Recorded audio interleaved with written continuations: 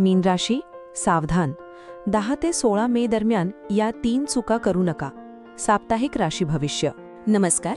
आपल्या स्वामी कृपा राशीफल यूट्यूब चॅनलवर तुमच्या सगळ्यांचं खूप खूप स्वागत आहे. मीन राशीच्या स्वामी भक्तांनो, कसे आहात तुम्ही सर्वजण? आशा आहे की तुम्ही सर्वजण आनंदी आणि मजेत असाल.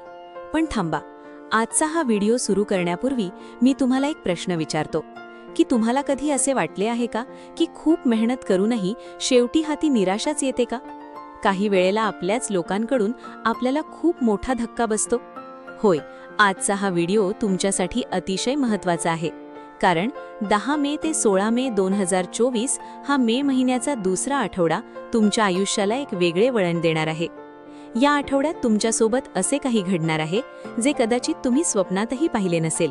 म्हणूनच आजच्या व्हिडिओचे नाव आहे मीन राशी, सावधान. 10 ते 16 मे दरम्यान या 3 चुका करू नका. व्हिडिओ शेवटपर्यंत नक्की पहा, कारण आजचा हा विषय तुमच्या हृदयाला स्पर्श करणारा आहे. आणि व्हिडिओच्या शेवटी मी तुम्हाला असा एक उपाय सांगणार आहे ज्याने तुमच्या सर्व दुःखाचा नाश होईल. त्यामुळे एकही क्षण मिस करू नका. आत्ताच्या आत्ता कमेंट बॉक्समध्ये ओम स्वामी समर्थ किंवा तुमच्या आराध्य देवतेचे नाव लिहा आणि बघा कसे तुमचे नशीब पालटते. चला तर मग सुरुवात करूया मीन राशीच्या या हृदयस्पर्शी साप्ताहिक राशी भविष्याला. मित्रांनो, मीन रास म्हणजे अतिशय भावुक आणि दुसऱ्याचा विचार करणारी रास. पण तुमचा हाच स्वभाव कधीकधी तुमच्यासाठी शाप ठरतो. का हो?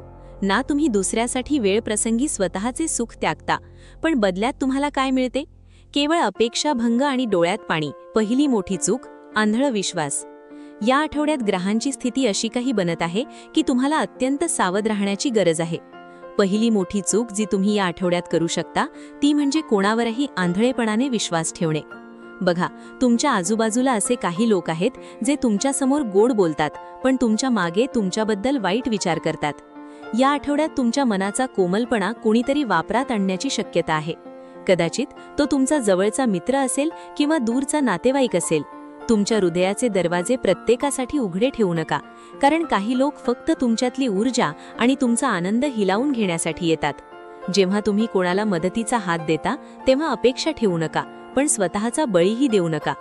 ही चूक तुम्हाला खूप महागात पडू शकते, कारण 10 ते 16 मेच्या दरम्यान ग्रहांची चाल अशी आहे की तुमचा विश्वासघात होण्याची शक्यता जास्त आहे. म्हणून व्यवहार करताना किंवा मनातल्या गोष्टी सांगताना 10 वेळा विचार करा. दुसरी चूक, आरोग्याकडे दुर्लक्ष. दुसरी चूक जी तुमच्याकडून होण्याची दाट शक्यता आहे ती म्हणजे तुमच्या आरोग्याकडे दुर्लक्ष करणे. तुम्ही नेहमी दुसऱ्यांच्या आरोग्याची काळजी घेता, घरातील प्रत्येकाला काय हवे नको ते बघता, पण तुमच्या स्वतःच्या शरीराचे काय? तुमच्या मनात खूप काही साठलेले आहे, खूप दुःख आहे जे तुम्ही कोणालाच सांगत नाही, आणि हेच मानसिक ओझे तुमच्या आरोग्यावर परिणाम करत आहे.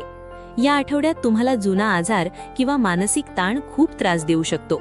बघा, पैसा तर येत जात राहतो, पण जर तुमचे आरोग्यच चांगले नसेल तर त्या पैशाचा काय उपयोग? म्हणूनच स्वतःसाठी वेळ काढा, एकांत बसा आणि मनातल्या भावनांना वाट करून द्या. रडावेसे वाटले तर नक्की रडा, कारण मुलगा असो वा मुलगी, हृदय प्रत्येकाकडे असते आणि भावनांना वाट मिळणे खूप गरजेचे असते. तिसरी आणि सर्वात हृदयद्रावक चूक जी तुम्ही या आठवड्यात करू शकता ती म्हणजे तुमच्या जवळच्या व्यक्तींना गृहीत धरणे किंवा त्यांच्यावर विनाकारण राग काढणे. कधीकधी बाहेरील कामाचा ताण आपण घरातल्यांवर काढतो. आपल्याला वाटते की ते तर आपलेच आहेत, ते कुठे जाणार? पण लक्षात ठेवा, माणसाचे मन खूप नाजूक असते. तुमच्या एका चुकीच्या शब्दाने कोणाचे तरी हृदय कायमचे तुटू शकते.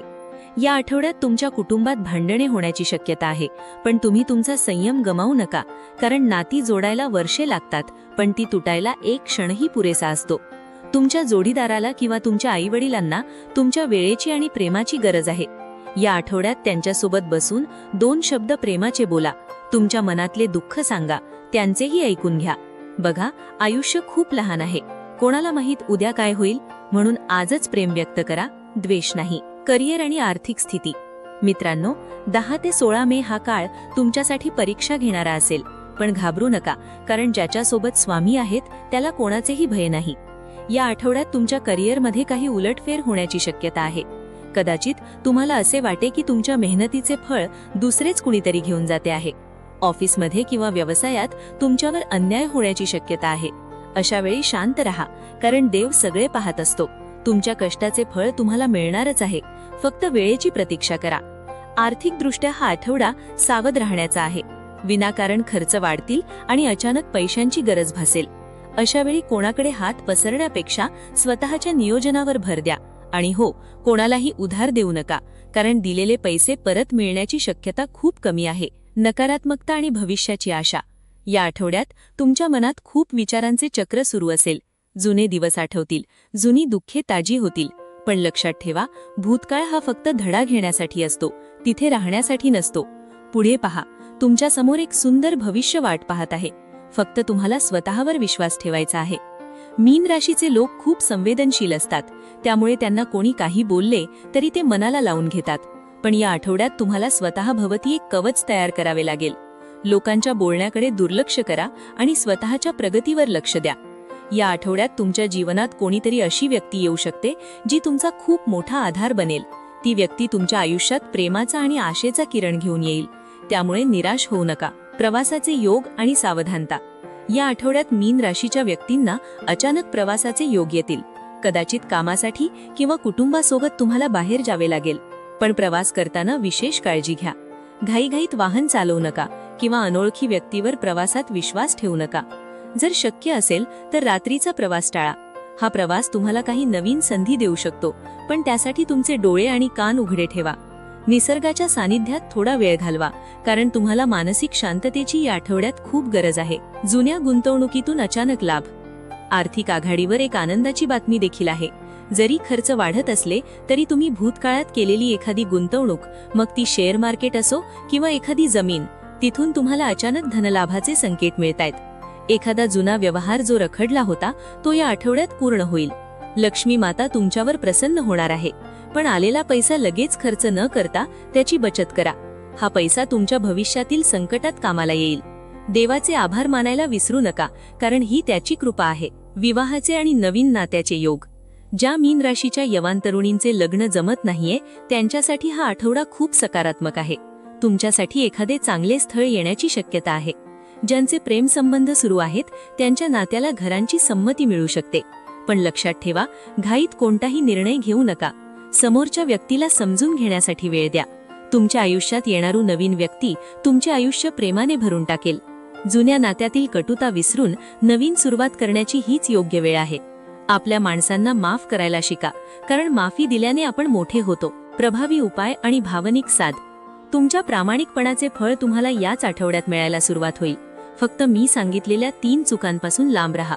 आत्ता वेळ आहे या आठवड्यातील तुमच्या खास उपायाची. हा उपाय तुमच्या आयुष्यातील सर्व बाधा आणि दुःख दूर करेल. या आठवड्यात गुरुवारी किंवा कोणत्याही दिवशी जवळच्या स्वामी मठात किंवा मंदिरात जा आणि गरिबांना काहीतरी अन्नदान करा किंवा मुंग्यांना साखर आणि पीठ खाऊ घाला. यामुळे तुमचे ग्रहदोष कमी होतील आणि मनाला शांती मिळेल. व्हिडिओच्या शेवटी मी एवढेच सांगेन की तुमच्या डोळ्यातले पाणी कोणीतरी पाहणारे आहे. तुमची तडफड कोणीतरी समजणारे आहे. तो परमेश्वर तुमच्या सोबत नेहमीच आहे. फक्त त्याच्यावर विश्वास ठेवा. कधी कधी आपल्याला असे वाटते की आपण एकटे आहोत, पण खरं सांगू का, तुम्ही कधीच एकटे नसता. स्वामींची सावली नेहमी तुमच्या सोबत असते. म्हणूनच निराशा झटकून टाका आणि उद्याच्या नव्या दिवसाची सुरुवात एका ऊर्जेने करा. तुमचे हसणे हेच तुमच्या शत्रूंसाठी सर्वात मोठी शिक्षा आहे. आजचा व्हिडिओ कसा वाटला नक्की सांगा, शेअर करा आणि नेहमी आनंदी राहा. तर हे होतं आजचं राशी भविष्य. आणि हे राशी भविष्य ग्रहमानावर आधारित एक सर्वसाधारण अंदाज आहे. प्रत्येक व्यक्तीची कुंडली आणि ग्रहदशा वेगळी असू शकते. त्यामुळे वैयक्तिक निर्णयांसाठी तज्ज्ञांचा सल्ला नक्की घ्या. तुमचा आजचा दिवस सुखमयी आणि प्रगतिकारक जाओ, हीच स्वामीचरणी प्रार्थना. श्री स्वामी समर्थ. असेच माहितीपूर्ण लेख रोज मिळवण्यासाठी आत्ताच आपल्या चॅनलला सबस्क्राईब करा, लाईक करा आणि शेअर करा. धन्यवाद.